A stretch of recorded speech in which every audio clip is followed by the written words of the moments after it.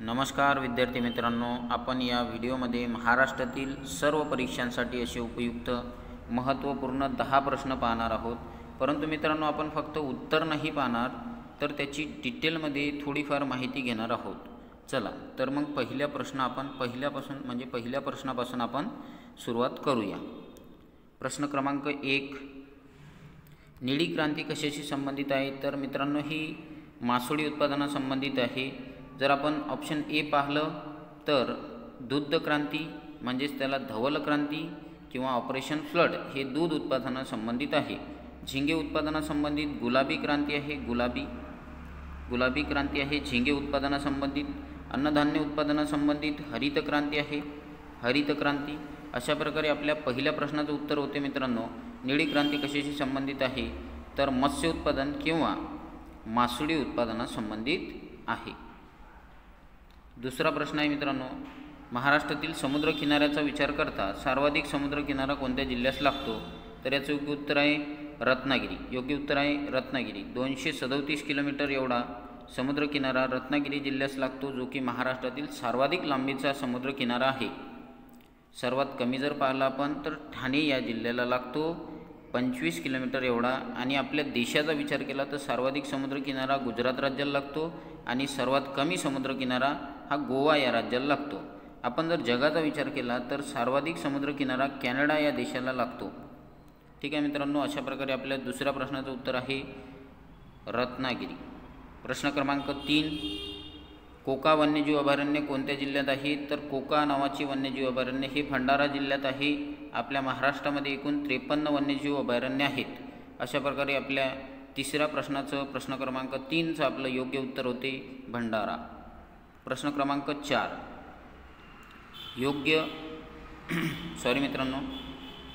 योग्य जोडी ओळखा।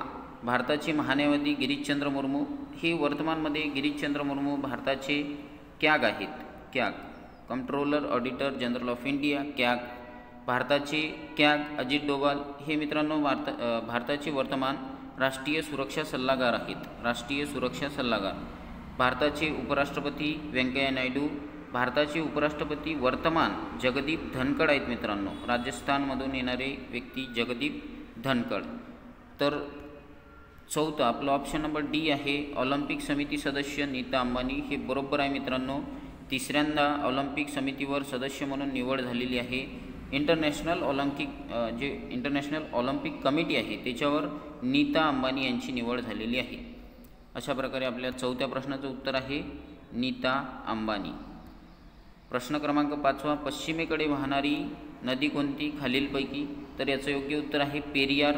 पेरियार ही नदी पश्चिमेकडे वाहते आणि केरळ राज्यातून वाहते। तिथे एक वन्यजीव अभयारण्यसुद्धा आहे मित्रांनो केरळमध्ये, ज्या वन्यजीव अभयारण्याला पेरियार हेच नाव देण्यात आलेलं आहे। आणि आपल्याला माहिती आहे दक्षिण भारतातील प्रसिद्ध व्यक्ती रामास्वामी पेरियार त्यांनी आत्मसन्मान आंदोलन सुरू केले होते। ठीक आहे, तर तेच त्यांच्याच नावावरून पेरियार असे नामकरण करण्यात आलेले आहे या नदीचं। आणि हे पश्चिमेकडे वाहणारी दक्षिण भारतातील सर्वात मोठी नदी आहे, सर्वात मोठी नदी, सर्वात लांब नदी दक्षिण भारतातील पश्चिमेकडे वाहणारी। अशा प्रकारे आपल्या 5व्या प्रश्नाचं योग्य उत्तर होते पेरियार, ऑप्शन ए।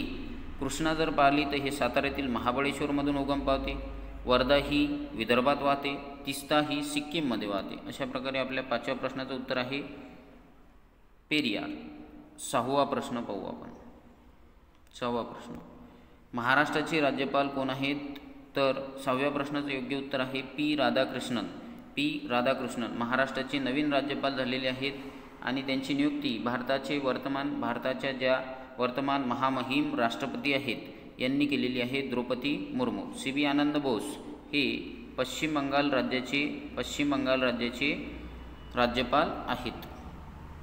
7वा प्रश्न पाहणार आहोत मित्रांनो आपण। भारताच्या संविधान सभेचे घटनात्मक किंवा संविधानिक सल्लागार कोण होते? तर याचं योग्य उत्तर आहे बेनेगल राव। ठीक आहे मित्रांनो, तर हे भारताच्या संविधान सभेचे संविधानिक किंवा घटनात्मक सल्लागार होते। सरदार वल्लभभाई पटेल हे प्रांतीय संविधान समितीचे अध्यक्ष होते।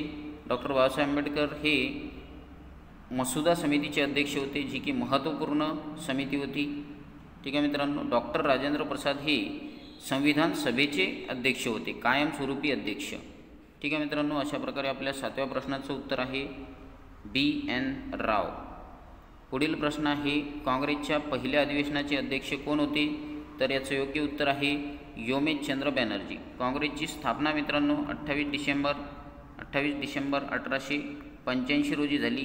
त्याचे पहिले अधिवेशन मुंबई या ठिकाणी भरले. ते भरणार पुण्यात होते, परंतु एक प्लेग नावाचा रोग आला होता, त्याच्यामुळे हे मुंबई या ठिकाणी भरले आणि त्याचे म्हणजे अध्यक्ष म्हणून योमेश चंद्र बॅनर्जी यांची नियुक्ती करण्यात आली. ठीक आहे मित्रांनो. दादाभाई नौरोजी हे काँग्रेसच्या दुसऱ्या अधिवेशनाचे अध्यक्ष होते, कोलकाता येथे भरलेलं. सुभाषचंद्र बोस हे 1938 आणि 1939 या दोन्ही अधिवेशनांचे अध्यक्ष होते. हरिपुरा आणि त्रिपुरी नावाचे अधिवेशनं झाले होते, त्या अधिवेशनाचे अध्यक्ष होते सुभाषचंद्र बोस. पंडित नेहरू हे रावी नदीकाठी 1929 भरलेलं अधिवेशन जे की प्रसिद्ध आहे, त्याचे अध्यक्ष होते. लाहोर या ठिकाणी भरलं होतं. तर अशा प्रकारे आपल्या 8व्या प्रश्नाचं उत्तर आहे योमेश चंद्र बॅनर्जी. 9वा प्रश्न आहे मित्रांनो, महाराष्ट्राच्या अति उत्तरेकडील तालुका कोणता? अति उत्तरेकडील म्हणजे सर्वात उत्तरेकडे कोणता तालुका आहे? तर याचं योग्य उत्तर आहे धडगाव. धडगाव हा तालुका धुळे नाही तर नंदुरबार या जिल्ह्यात आहे धडगाव, किंवा त्याला अक्राणीसुद्धा म्हणतात. ठीक आहे मित्रांनो. सुरजागड हा तालुका अतिपूर्वेकडील तालुका आहे मित्रांनो, आणि हा गडचिरोली जिल्ह्यात आहे.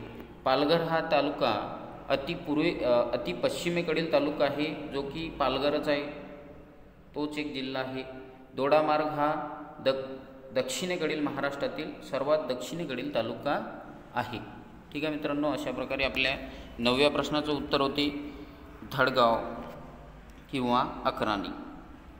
10वा प्रश्न म्हणजेच आपला शेवटचा प्रश्न आपण पाहणार आहोत. भारतात प्रथमच 14 बँकांचे राष्ट्रीयकरण कोणी केले? भारतात प्रथमच 14 बँकांचे राष्ट्रीयकरण कोणी केले? तर याचे योग्य उत्तर आहे इंदिरा गांधी यांनी 19 जुलै 1969 रोजी भारतातील प्रमुख 14 बँकांचे राष्ट्रीयकरण केले. आणि या 14 बँकांमध्ये सर्वाधिक भाग भांडवल म्हणजे पैसा कुठं होता सर्वाधिक? तर आंध्रा नावाच्या बँकेत सर्वाधिक पैसा होता. ठीक आहे, तेही विचारतात मित्रांनो. आणि नंतर ऑप्शन जर पाहिलं तर देशाचे प्रथम पंतप्रधान जवाहरलाल नेहरू, देशाचे पूर्ण वेळ कार्य करणारे बिगर काँग्रेसी पंतप्रधान अटल बिहारी वाजपेयी, लालबहादूर शास्त्री 1966चा ताशकंद करार आठवत असेल तुम्हाला. ठीक आहे मित्रांनो. तर अशा प्रकारे आपल्या 10व्या प्रश्नाचं उत्तर आहे इंदिरा गांधी. तुमच्यासाठी प्रश्न आहे मित्रांनो, ज्याचे उत्तर तुम्हाला कमेंटमध्ये द्यायचे आहे. क्वेश्चन ऑफ द डे म्हणून ऑपरेशन फ्लड ही योजना कशाची किंवा कोणत्या उत्पादनाशी संबंधित आहे आपण पाहिलेलं आहे मित्रांनो. नक्कीच तुम्ही कमेंटमध्ये उत्तर करा. ठीक आहे मित्रांनो. अशा प्रकारे आपले व्हिडिओज